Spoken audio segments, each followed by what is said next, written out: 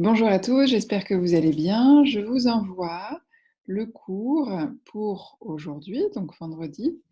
Dans ce cours, on va corriger les exercices qui permettent d'exprimer la conséquence. On va ensuite s'intéresser au but, voir quelques exercices à faire à la maison et parler d'un projet d'une étudiante en master qui s'appelle Une lettre, un sourire et qui sera pour vous un travail d'expression écrite. Alors, pour commencer, on va corriger les exercices qui font référence à l'expression de la conséquence. Alors, premier exercice, donc vous deviez relier les deux parties de phrase en utilisant c'est pourquoi, donc, alors. Ce que j'ai écrit, c'est une proposition, hein. Vous pouvez très bien prendre un autre mot. Alors, numéro 2, les enfants ont beaucoup marché, donc ils sont fatigués. Demain, c'est dimanche, c'est pourquoi il n'y a pas école. Ils sont excités, alors ils rient comme des fous. Pour le numéro 3, Jouba voudrait devenir avocate, donc elle va à la faculté de droit. Si on met donc à cette place-là, ça veut dire que c'est pour l'oral, hein. Elle est en 4e année, c'est pourquoi il ne lui reste qu'une année d'études. Elle a besoin d'argent pour ses études, alors elle fait du babysitting. On continue. Deuxième exercice. Alors, j'ai noté quelques exemples pour les 5 premières phrases. On pourra voir ce que vous proposez. Première, il a plu des trombes d'eau pendant plusieurs jours. Ça veut dire il a plu beaucoup d'eau, si bien que, et puis la conséquence, si bien que tout est inondé. Numéro 2, notre député est compromis dans plusieurs affaires de fausses factures, si bien qu'il n'a aucune chance d'être réélu. Numéro 3, lorsque son fils est né, il faisait un trekking dans l'Himalaya, si bien qu'il ne l'a pas vu naître. Numéro 4, les douaniers m'ont arrêté à la frontière et ont fouillé leur voiture, si bien que je suis restée bloquée avec eux pendant 2 heures. Numéro 5, elle voyageait souvent sans billet, si bien qu'elle a fini par avoir une amende. Alors, vous pourrez continuer pour les 12 phrases. À chaque fois, on vous donne la cause. Vous ajoutez si bien que et une conséquence qui est exprimée avec un sujet, un verbe, un complément. Alors, la leçon d'aujourd'hui, c'est rapidement l'expression du but.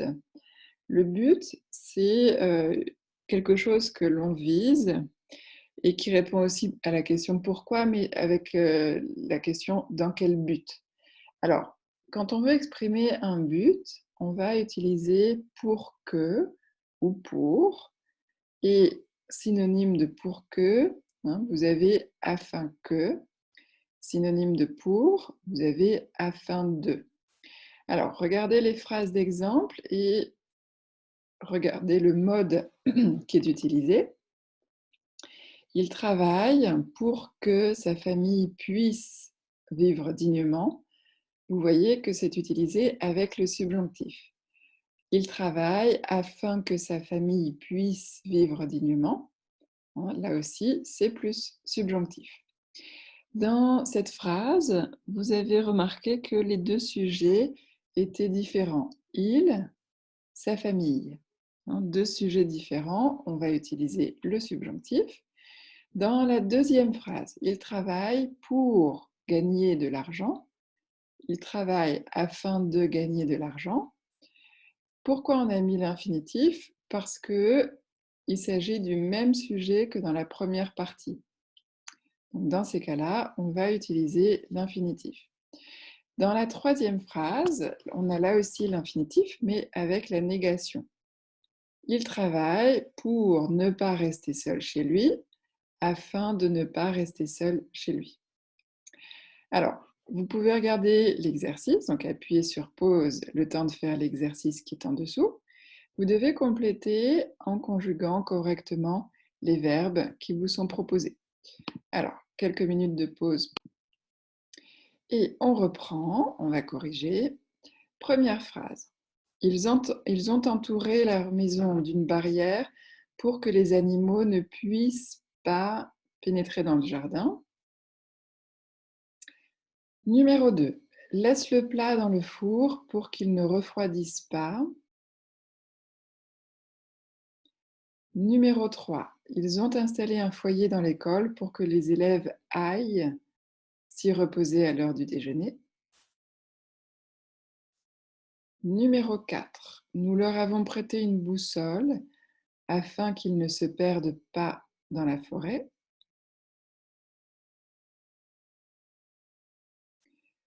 Numéro 5. Ils continueront leur enquête afin que la vérité soit connue. Donc, pour exprimer le but, pour que, afin que, et quand il y a deux fois le même sujet, on va utiliser pour et afin de avec l'infinitif. Si vous voulez ajouter une petite nuance de sens, une idée de manière, donc c'est le but plus la manière. On dispose en français de deux autres expressions. On pourrait utiliser pour que ou afin que, ça fonctionnerait, mais ici vous voulez ajouter cette nuance. Alors regardez la phrase qui vous est proposée.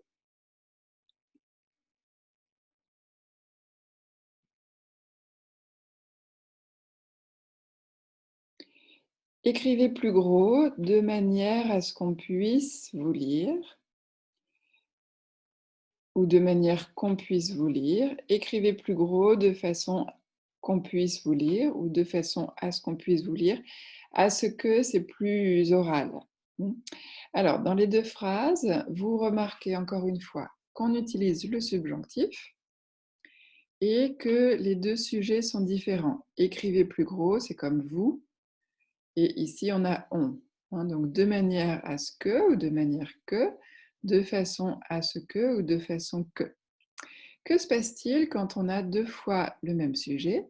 Il a voyagé de nuit de manière à être sur place à 8 heures. Le sujet de être, en fait, c'est il. Il a voyagé de nuit de façon à être sur place à 8 heures. On pourrait utiliser pour que et pour dans les phrases, mais c'est pour ajouter une nuance en plus, puisque ici, ça signifie non seulement le but, mais aussi la manière. Regardez l'exercice numéro 10. Alors, je vous donne quelques explications parce qu'il n'est pas forcément évident. On vous donne 5 phrases que vous allez compléter à chaque fois de deux manières. Pourquoi deux manières? Parce que dans la première manière, vous allez vérifier et utiliser deux sujets différents.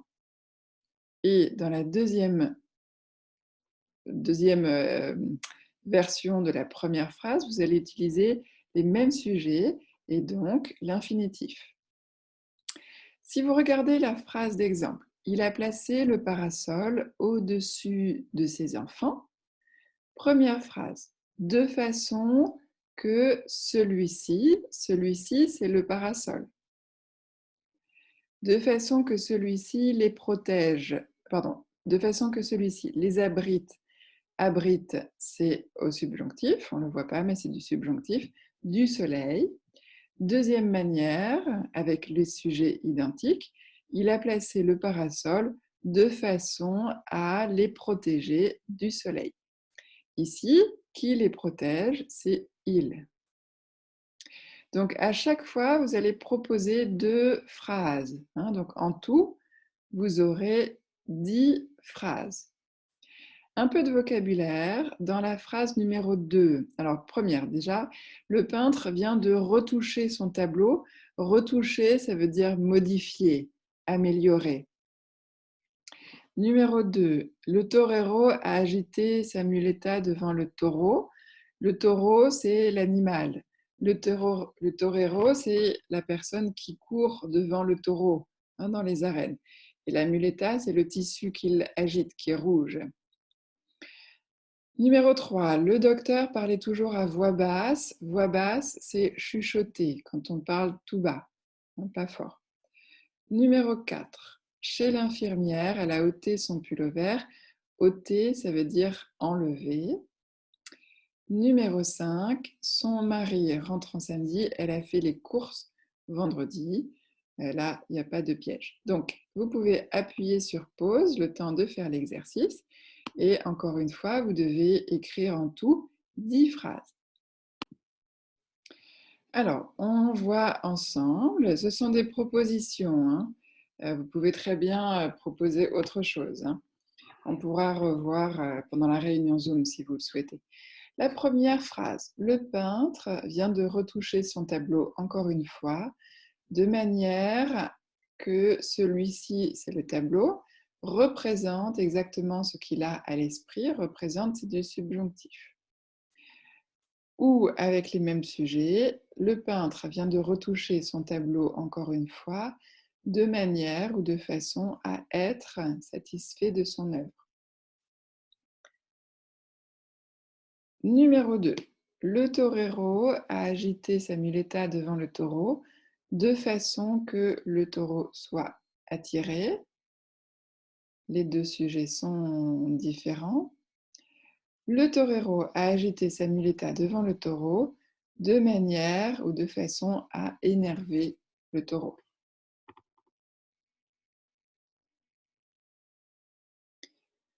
Numéro 3. Le docteur parlait toujours à voix basse devant ses malades, de manière que ceux-ci, les malades, n'aient pas peur, de manière que ceux-ci soient rassurés.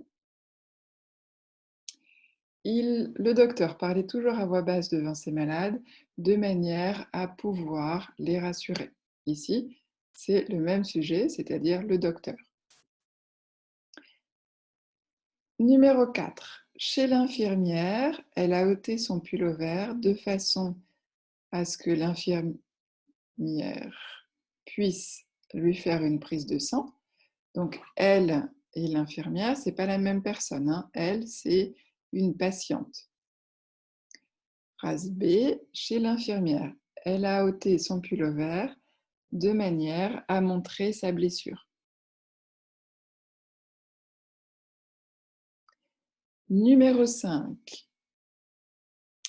Son mari rentrant samedi, elle a fait des courses le vendredi, de manière à ce qu'il ait à manger à son retour. Et avec 2 fois le même sujet, son mari rentrant samedi, elle a fait des courses le vendredi, de manière à être disponible quand il arrivera. Alors, j'espère que ça va. On continue avec une autre manière, alors d'exprimer le but, mais cette fois-ci, c'est quelque chose qu'on cherche à éviter et qui exprime la crainte, hein, la peur, comme si on disait pour ne pas, hein. Alors, regardez ici dans les phrases d'exemple. Il travaille beaucoup de peur, de crainte qu'on ne sache pas apprécier leur qualité par ailleurs. Je vais ajouter le pas, sinon ce ne sera pas clair dans la phrase d'exemple. Je vais modifier dans le document que je déposerai. Et donc ici, il et on sont les sujets différents, donc on va mettre le subjonctif. En revanche, dans la deuxième formulation, il travaille beaucoup de crainte de peur de ressentir le vide autour d'eux, hein, ça veut dire afin de ne pas ressentir le vide ou de ne pas se sentir seul, de crainte de se sentir seul.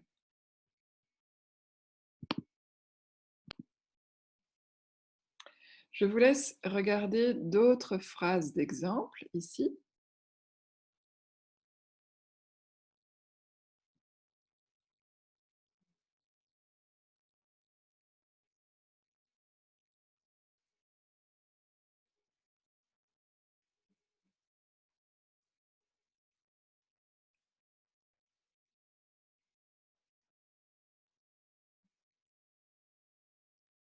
Si on regarde la première, il y a des gens timides qui posent beaucoup de questions, de crainte qu'on leur en pose, hein, des questions.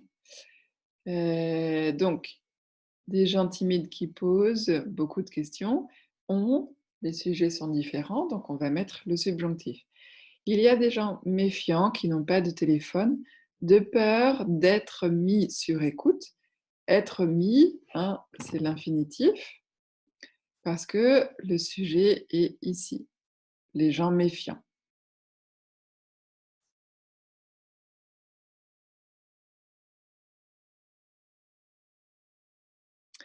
Alors, vous allez faire un exercice.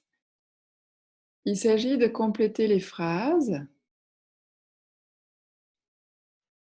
qui sont introduites soit par de peur que ou pour ne pas. Donc de peur que plus le subjonctif, attention, il faut un autre sujet, hein, ça ne peut pas être elle. Ici, en revanche, comme vous allez utiliser l'infinitif, ça veut dire que le sujet dans la deuxième partie est le même. Phrase 3, de peur que, donc un autre sujet. Phrase 4, pour ne pas, ça va être le même sujet. Alors, petite pause pour faire l'exercice. Et on reprend. Ce sont des propositions, hein, ce n'est pas la phrase unique qui est possible. Alors, elle a caché sa robe de peur que sa sœur la lui prenne. Hein. Prenne, c'est du subjonctif. Sa sœur, ça n'est pas elle, hein, c'est une autre personne. Phrase 2. Il a emporté des chèques de voyage pour ne pas utiliser sa carte bancaire. Phrase 3. Ils n'ont rien dit à leurs parents de peur que ceux-ci soient en colère. Ceux-ci, c'est les parents. Et vous voyez bien que c'est le subjonctif. Numéro 4. J'ai pris de l'essence pour ne pas tomber en panne. Infinitif. Et c'est le même sujet. J'espère que ça va. Un autre exercice que vous allez faire tout seul, et là, je donne des précisions, mais on verra, pardon, on verra peut-être vos phrases dans la séance Zoom. Vous avez 10 phrases que vous allez compléter en utilisant de peur, de crainte, que, ou de peur, de crainte, de,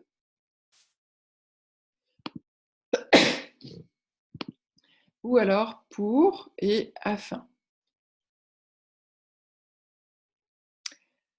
Alors, vous pourrez prendre le temps de lire les phrases.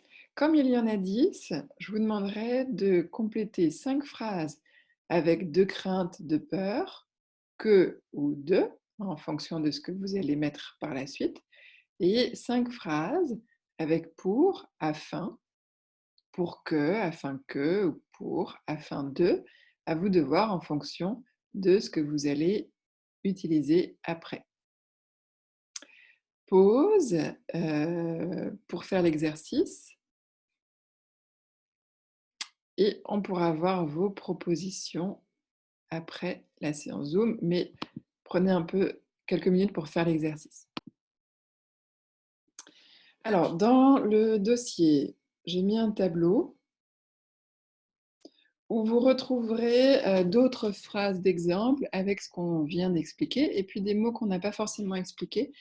Par exemple, ici, dans le but de, hein, c'est aussi possible, en vue de. Histoire de, je vous déconseille de l'utiliser, c'est pas très facile. Hein, mais ceux-là, vous pouvez les utiliser. Vous retrouverez le mode. Donc ici, c'est subjonctif, infinitif et plus non. On pourra en reparler mercredi, s'il y a des questions. Et je voulais vous donner quelques exercices à faire pour bien distinguer pour que de peur que. Ici, vous devez compléter avec pour, afin que, de peur que ou de peur de. Une petite remarque, dans un registre soutenu, après de peur que et de crainte que, on peut trouver un nœud qui n'a pas de valeur négative. C'est un nœud qui s'appelle le nœud explétif, qui n'est pas obligatoire. Alors par exemple, craignant qu'on ne le reconnaisse, il portait des lunettes noires et un chapeau. Et on peut ne pas utiliser le nœud, donc craignant qu'on le reconnaisse, etc. Ou il portait des lunettes de soleil de crainte qu'on le reconnaisse, de crainte qu'on ne le reconnaisse. C'est la même chose, ça n'est pas une négation. Alors, essayez de faire cet exercice-là pour voir quelle conjonction doit être utilisée. Est-ce que c'est pour que, afin que, de crainte que, de crainte, de peur que? Faites attention, ici par exemple, de crainte qu'il ne morde quelqu'un, phrase 4, c'est un nœud explétif, donc ça n'est pas une négation. Phrase 5, ça n'est pas une négation. Et phrase 8, ça n'est pas une négation, on peut l'enlever. Par ailleurs, une étudiante de Master 1 a fait un dossier pour vous expliquer un projet d'écriture qui s'appelle Une lettre, un sourire. On va le regarder ensemble et qui vous propose de faire un petit travail d'expression écrite que vous allez d'abord m'envoyer. Ce sera comme un exercice d'expression écrite. Et aux contraintes qui vous sont données dans le fichier, vous allez ajouter les contraintes qui sont ici pour réviser l'expression de la certitude, je suis sûre que, je suis convaincue que, de la possibilité, l'expression de la cause, l'expression de la conséquence et l'expression du but. Vous allez essayer d'utiliser ces aspects-là dans un texte. Alors, je vous montre à quoi ça ressemble et ce sera déposé sur le Padlet. Donc, Asna vous montre ce que c'est une carte postale, une lettre, avec quelques questions sur le document. Ici, elle vous propose de relever les pronoms relatifs, de faire attention au temps, de regarder les phrases actives ou passives.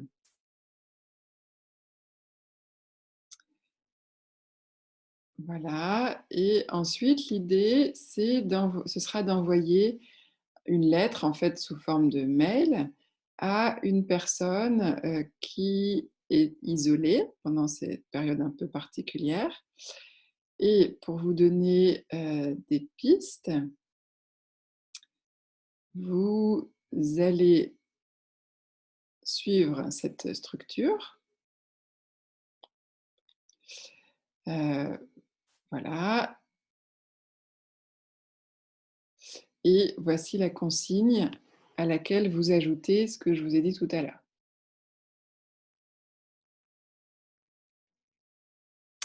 Donc, vous retrouverez ce fichier sur le Padlet et on pourra en reparler de vive voix mercredi si c'est nécessaire. Le but, alors le premier but pour vous, c'est d'écrire un texte. Donc, ici, vous avez des contraintes. On peut les modifier en fonction de ce que vous travaillez en ce moment, à savoir l'expression de l'opinion, les liens logiques.